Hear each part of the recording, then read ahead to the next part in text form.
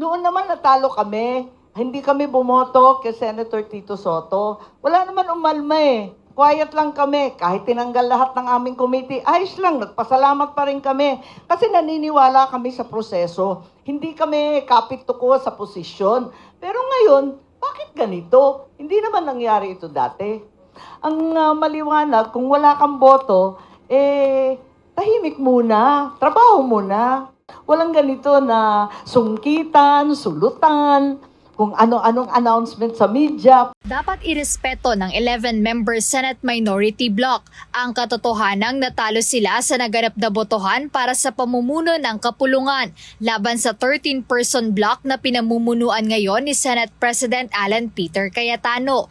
Ito ang inihayag ni Senator Amy Marcos habang ipinaaalala na hindi gumawa ng anumang gulo ang kanilang grupo nang itinalagang Senate President si Senator Vicente Tito Soto III noong September 2025 kahit pa nawalan sila ng mga hawak na komite. Well, inaasahan ko na kumalma na at makapagtrabaho na kaming lahat.